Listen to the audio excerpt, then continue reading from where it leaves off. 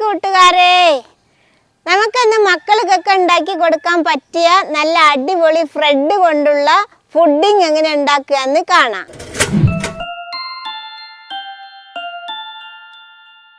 ഞാനിവിടെ അതിന് വേണ്ടിയിട്ട് 12 ബ്രെഡാണ് എടുത്തിട്ടുള്ളത്.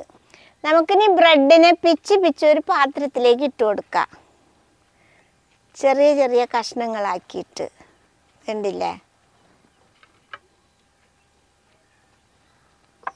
ഈ മുറിച്ച ബ്രെഡിൽ നമുക്ക് ഒരു 1.5 കപ്പ് പാലൊഴിച്ചു കൊടുക്കാം.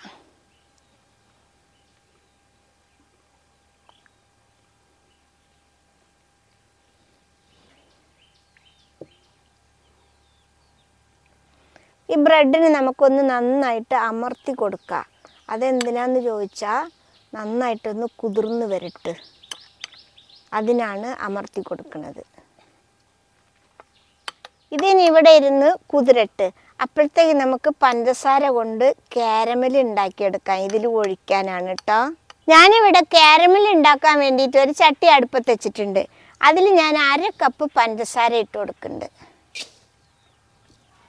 ഇനി നമുക്ക് ഇതൊന്ന് കത്തിച്ച് ഒരു ഗോൾഡൻ കളറായി വരട്ടെ, അതുവരെ കത്തിക്കാം. വല്ലാതെ കളറാക്കി കരിയിച്ച് കളയരുത് കേട്ടോ മക്കളെ. ഒരു കളറായ അപ്പം നമ്മൾ എടുക്കുക.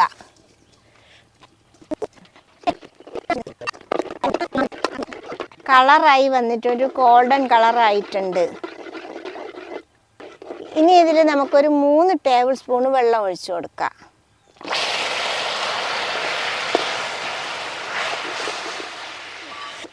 ഇതൊന്ന് നന്നായിട്ട് മിക്സാക്കി എടുക്കാം. ഇനി അതൊക്കെ അലിഞ്ഞ് വരട്ടിട്ടോ. ഇനി നമുക്കിത് ഇറക്കി വെക്കാം. ഈ കളറായാൽ മതിയേ, കൂടുതൽ കളറായി കരിച്ചെടുക്കാൻ പാടില്ല.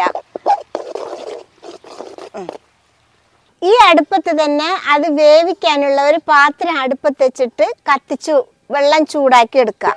ഞാൻ അതിനിതാ ഈ ഒരു റൗണ്ട് വെക്കുന്നുണ്ട്, അതിൻ്റെ മേലേതാ ഈ ഒരു തട്ടും കൂടി വെക്കുന്നുണ്ട്. എന്നിട്ട് നമുക്കിതിൽ വെള്ളം ഒഴിച്ചു കൊടുക്കാം. വെള്ളം നന്നായിട്ടൊന്ന് തിളച്ച് വരട്ടിട്ടോ. ഇനി നമുക്ക് ഏത് പാത്രത്തിലാണോ ഇത് ഉണ്ടാക്കുന്നത് ആ പാത്രത്തിൽ നമുക്ക് കുറച്ച് നെയ്യ് പുരട്ടി വെക്കാം. പാത്രത്തിൽ 4 സൈഡ് ഇങ്ങനെ നന്നായിട്ട് പുരട്ടിയെടുക്കാം. ഈ നെയ്യ് പുരട്ടുന്നത് വേഗം വരാൻ വേണ്ടിയിട്ടാണ് കേട്ടോ. ഇനി നമ്മൾ ഈ പഞ്ചസാര പാനി ഇതിലേക്ക് ഒഴിച്ചു കൊടുക്കാം. എല്ലായിടത്തും ഇങ്ങനെ ആക്കി കൊടുക്കാം പാത്രത്തിൻ്റെ. ഇനി ഇതിവിടെ ഇരിക്കട്ടെ. ഇപ്പം നമ്മുടെ ബ്രെഡൊക്കെ ഇതാ കുതിർന്ന് വന്നിട്ടുണ്ട്. നമുക്കിതൊരു മിക്സിയുടെ ജാറിലേക്ക് ഇട്ട് കൊടുക്കാം.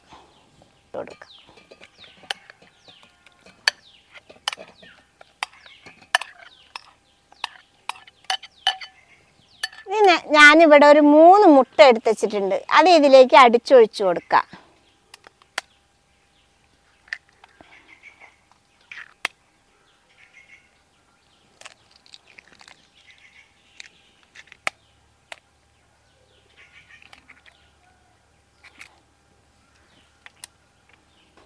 നമുക്കിനി ഇതിൽ 1/2 കപ്പ് പഞ്ചസാര ഇട്ട് കൊടുക്കാം.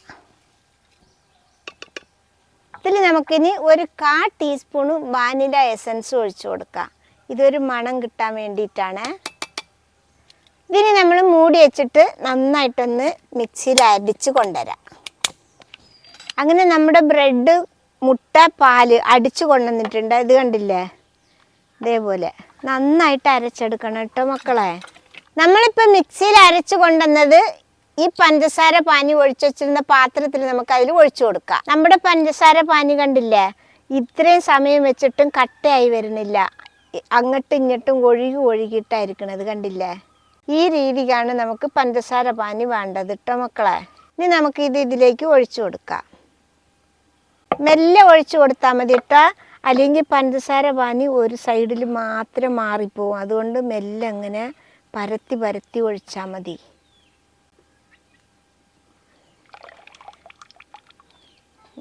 ഇനി നമുക്ക് നമ്മൾ വെള്ളം തിളപ്പിക്കാൻ വെച്ചല്ലോ, ആ പാത്രത്തിലേക്ക് ഇത് തൂക്കി വെച്ച് കൊടുക്കാം. നേരത്തെ വെള്ളം വെച്ചത് കൊണ്ട് കണ്ടില്ല, ആവി വന്ന് അയവ നല്ല തിളച്ചിട്ടുണ്ട് വെള്ളം. ഇനി നമുക്കത് തൂക്കി വെച്ച് കൊടുക്കാം.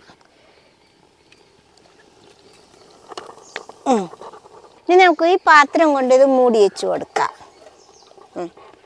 ഇനി നമുക്ക് അടുത്തത് ഒരു പാത്രം കൂടി കൊണ്ട് വെള്ളം മൂടി വെക്കാം. ഓക്കെ, ഇങ്ങനത്തെ പാത്രം നിങ്ങളുടെ വീട്ടുകളിൽ ഇല്ലെങ്കിൽ നമ്മൾ കുട്ടികൾ സ്കൂളിൽ കൊണ്ടുപോകല്ലോ, ചോറ് കൊണ്ടുപോകണ വട്ടപാത്രമല്ലേ, അതിൽ വെച്ചിട്ട് ഇഡ്ഡലി പാത്രത്തിലോ അല്ലെങ്കിൽ കുക്കറിലൊക്കെ ആയിട്ട് വെച്ചെടുത്താൽ മതി കേട്ടോ.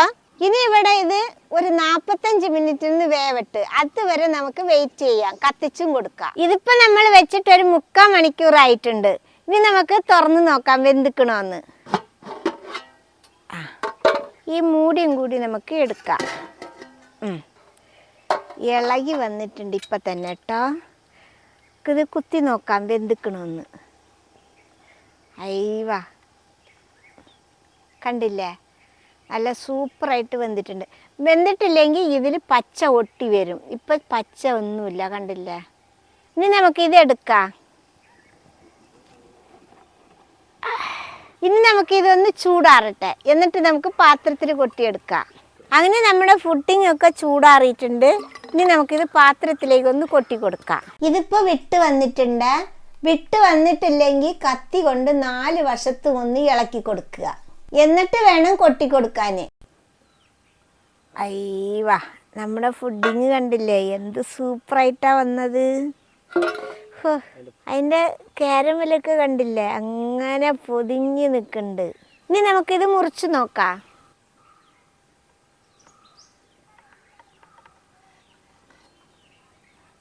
ഇത് ഫ്രിഡ്ജിൽ വെച്ചിട്ട് തണുപ്പിച്ചിട്ട് കഴിച്ചാലാണ് മക്കളെ ഒന്നുകൂടി ടേസ്റ്റ് കൂടുക. അപ്പം എല്ലാവരും അങ്ങനെ ചെയ്താൽ മതി. കണ്ടില്ലേ നമ്മുടെ ബ്രെഡ് കൊണ്ടുണ്ടാക്കിയ പുഡിങ്. നമ്മൾ വായിൽ വെച്ച് അലിഞ്ഞു പോകും കേട്ടോ, ചമയ്ക്കേണ്ട ആവശ്യമൊന്നുമില്ല. വായിൽ വെക്കുക, ഇറക്കുക. ഇത് കണ്ടില്ലേ, നമ്മുടെ ബ്രെഡ് പുഡിങ് സൂപ്പറായിട്ട് റെഡി ആയിട്ടുണ്ട്. ഇത് സിമ്പിളായിട്ട് ഉണ്ടാക്കാൻ പറ്റുന്നതാണ്. കുട്ടികൾക്കൊക്കെ ഒരുപാട് ഇഷ്ടമുള്ളതാണ്. ഒരു പണിയും ഇല്ല. എല്ലാവരും ഉണ്ടാക്കി നോക്കണം. ഇഷ്ടപ്പെട്ടാൽ സബ്സ്ക്രൈബ് ചെയ്യുക, ലൈക്ക് ചെയ്യുക, കമൻറ്റ് ചെയ്യുക, ഷെയർ ചെയ്യുക. മക്കളെ ഫോളോ ചെയ്യാനും കൂടി മറക്കരുതേ മക്കളെ.